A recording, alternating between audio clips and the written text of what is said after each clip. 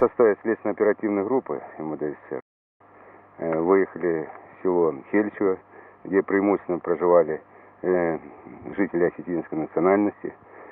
Вот. И в настоящее время со следственной прокуратурой и другими работниками Главного следственного управления проводим осмотр места происшествия. Вот. Почему выбрали именно это селение? Ну, наша задача не только это селение. Просто здесь попутно мы и другие вопросы местные жители решают. Там какой-то скот они вывозят по возможности. Вот. Но мы параллельно вот эту работу проводим, накапливаем материал, этот следственный материал. То есть вещественные доказательства? Вещественные доказательства, да. Вот сейчас вы уже успели накопить какой материал, который мог бы быть предъявлен как обвинение и той, и другой стороне? Значит, ну сам факт, вы сами видите, что здесь пожженные дома, пограбленные, значит, то есть здесь совершено преступление, будем так говорить. Вот. Пока что-либо другое трудно сказать. Кто это совершил, как, это, значит, в процессе расследования будем мы выяснять. Находить преступников, виновных, да, конкретно. Конкретно виновных, да. Вот такая наша задача. Товарищ лейтенант, что вы можете предположить, судя по этим находкам? Ну, судя по этим находкам, в принципе, произошел небольшой бой. Огонь велся из оружия калибра 7,62, карабины СКС и оружие 12 калибра. Ну, сколько было оружия, судить трудно, мы с вами только на одном месте были, на одной высотке. Ну, пару автоматов ТКМ и одну МАК-74 можно говорить с уверенностью. А хотя бы о одном карабине можно говорить с уверенностью. Ну, и оружие было, по крайней мере, 2-3 ружья минимум здесь, на этом месте, именно было. Я предполагаю, здесь бой начался возле этого села, который потом закончился сожжением этого села. Трупы жителей? Это более трупы жителей села Осетин. Ну, здесь парень стоит, он сам вывозил труп, он может более подробно рассказать. Мы после 28-го тут вывозили трупы. Вот.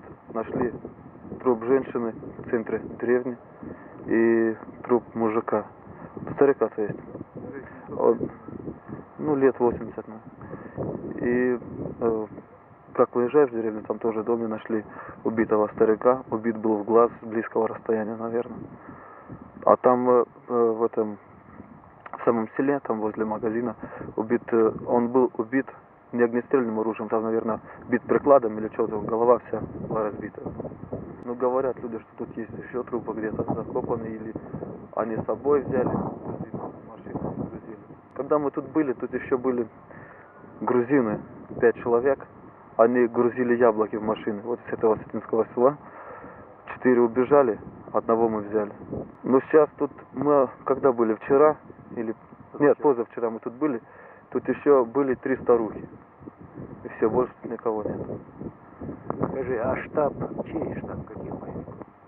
Ну, я не знаю, по-моему, это не боевики, но просто вот эти, которые живут в селе, мужики собрались, и все, вот их. Грузины, тут грузинское село. Эти грузинские осетинские? Да. Ну, вот грузинское село слева, вот это дома, это грузинское село. А сзади вот флаг грузинский, вот, школа. Ну, вот сколько, правда, не знаю, но вот как рассказывали местные жители, когда мы первый раз приехали, они тут, ну, отстреливались тоже, местные жители. 4 дня отстреливались, и у них кончились патроны, вся молодежь вышла через горы, они ушли. Остались старики там, ну, женщины еще. Осетины? Да, осетины остались. И, ну, говорит, поднялись бардемки, я не знаю, бардемки это были или нет, может, просто там тракторы. И расстреляли деревню, зажгли. Ну, дома тут полностью все разграблены, не все сожгли, но разграблены это все.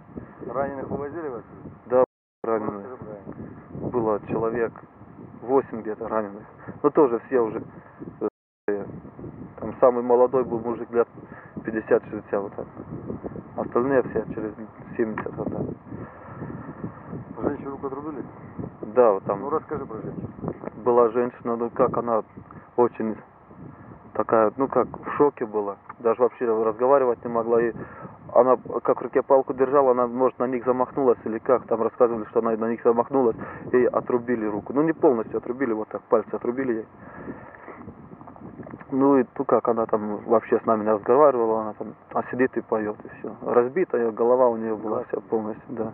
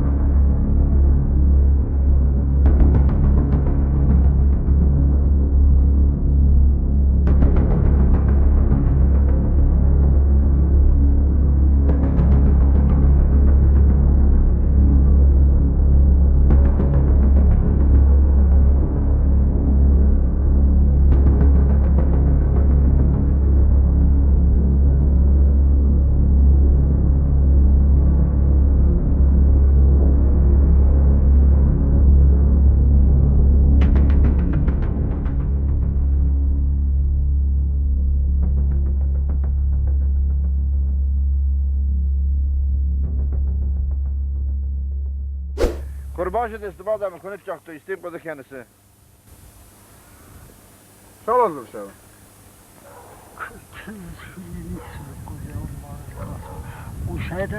شالا زور شو شالا زور Stole tam говорится. Урод твой. Марависи сапаура той зарбазар кас кучиба. Ризала умалана берга вала фалама алашка фугмалла уласка. Шизи мханит табади сизар мана савгор бхавис. Кроме него никого не оставались. А где родственники его, с которыми жил?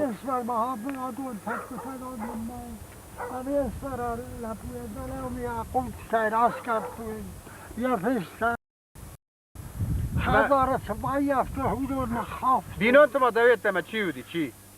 وش بني لا بومني سا. يا رجال هم تقول لقد استبت عمارت تويسات فيست. دانوم شو خوينا دانوم. نستور. Нестор. Сами как? Кого? Нико фектор не лапса, Нико. Никогда я такого не видел. Сауд хастагиста, Сауд хас. Они просто нас возненавидели. За что? Хайша. Оровца. Не знаю. Вам там иредухи дома. Что дома? Иредухи дома.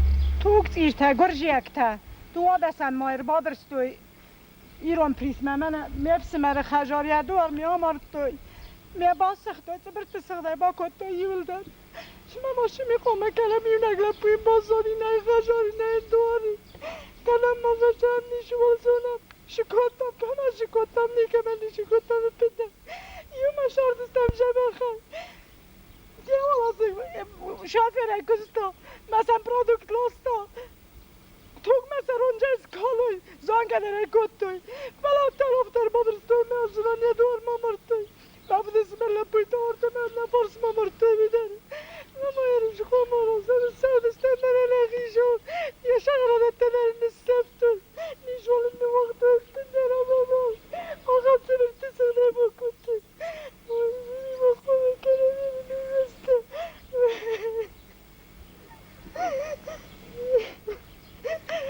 آقا تو کتیر تنی که به تو مشارت مشرم بوده یوما کوزم یوما خورتم یوما چنجاختم مشدستم خیشتم یوما شدستم فلا تفل خینه رازل دسته ارباب رستوی بنده سر رازل زلینو دایز بنده راست تره Значит, 80-летний старик, я кухта и хастин воли ходен листею. Я кахта гонгриран фазен шол дар хот вивл дар болица. Han gaan maar zo voor mij, maar voor bobberste je lastig aftijd, het van dat lastig, maar stevig zetten bij bobber. Maar hoor je je bij mij fik, je de lastig, je hoe je aan bekijkt. Maar stel hoe je dat hoe men bosje nu doen, maar je gaat misschien om je amortis weer bolken. Ja, zoals de adam ook gast je net niet vinden wacht, je werkt dan wacht al gast. Maar nu jullie je ben je nou voor mij je mag wel gaan. Ja, ما با چیز دست کوی میام افته میام دایتونه.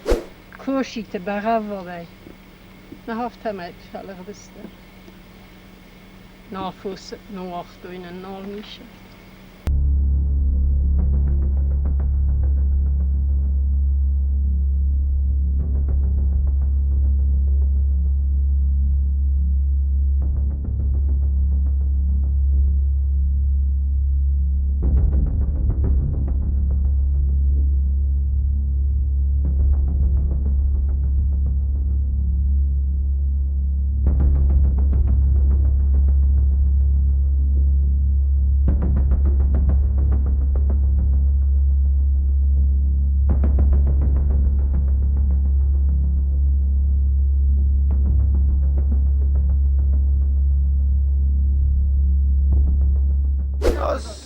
поймали там, КамАЗ загнали перед нами.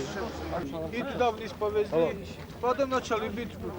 После этого глаза завязали и куда-то привели ближе к этой трассе. Документы тоже здесь. И там часов 2 сидели, наверное. И потом нам приехали. И нам говорят, он говорит, мы пока записки написали там. Они нам предложили москвич, УАЗики, это Жигули. Верните, говорит, мы вас отпустим. После этого мы там сидели, двери закрыли. И после этого привели к трассе на своей машине. И двоих там оставили, а меня забрали сюда. И скажут, что машину, говорит, отдадут, и, говорит, отпустим. И все.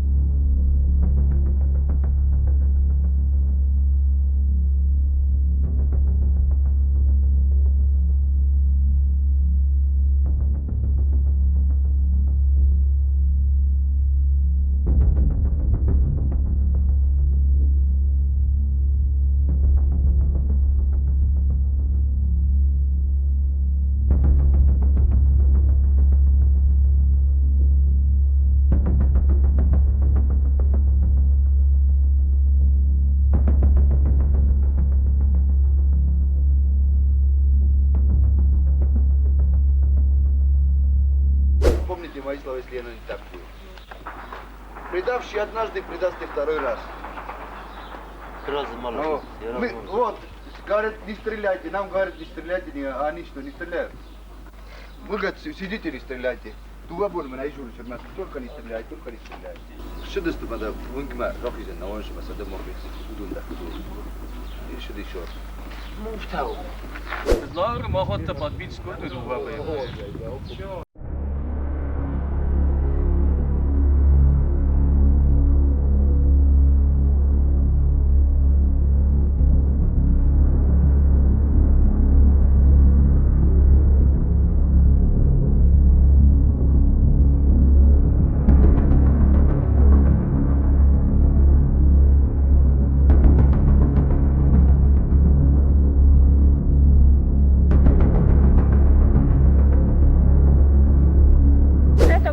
Никогда правду не говорит. Она все время обманывает.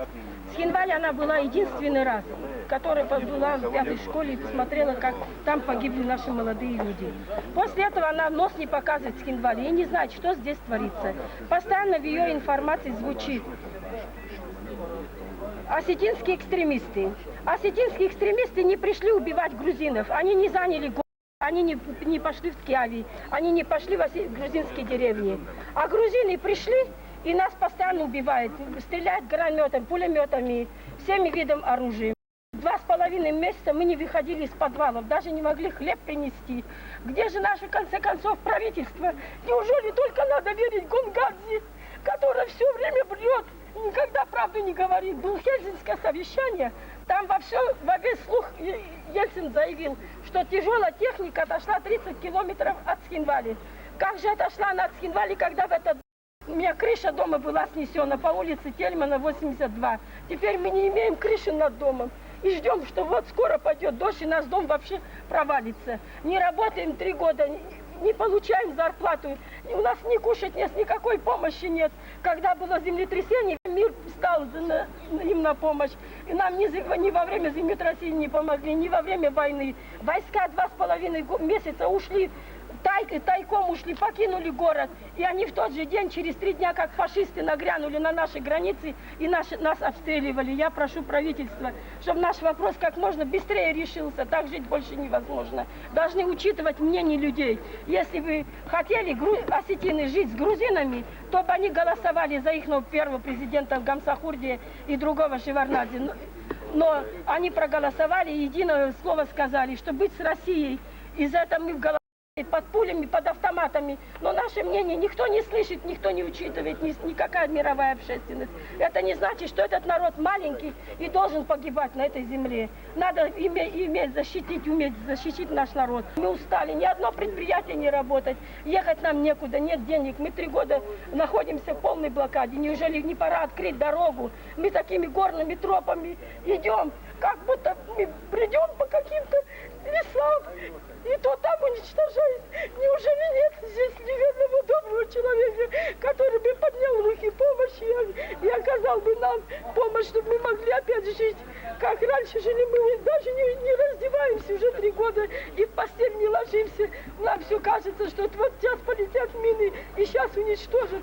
Сколько детей погибло, сколько беременных женщин погибло. Во время войны то так не было, почта шла, а сейчас 3 месяца мы даже ни одно письмо не можем от родственников получить. Неужели Тбилиси так далеко, что нельзя до границы донести почту, чтобы люди хоть от своих родственников узнали, в каком они состоянии. 5 лет шла война, и то люди получали почту. Это не фашист, это хуже неофашиста. Я не знаю даже, как назвать этот национализм, это зверство, которое совершают грузины. И еще его признает мировая. Грузины нельзя признавать, пока они не прекратят уничтожать народ малый. Я так считаю. Пусть слышит и Америка, и все слышат, нельзя их признавать никакую. Им право нельзя давать. Еще им и хлеб, и все выделяют. Нам никто нас не поддержит. Мы должны, значит, умереть до конца, все погибнуть от фашизма ихного. И этот Шеварднадзе пришел, тоже ничего не сделал, за 2,5 месяца больше нас уничтожил, чем Гамсахурдия. Он одно миротворческую миссию, а делает совершенно другое. И этот Китавани первый фашист Грузии, который свои войска на живых людей направляет. Все, что я хотела сказать. Еще много есть, но хватит. Уже на хлеб денег нет, но и то мы согласны так. На каком-то черном хлебе и супе прожить. Но не хватит уничтожать. Конец же должен быть какой-то. Неужели ни одного умного человека не могут вырвать нас с этой Грузии?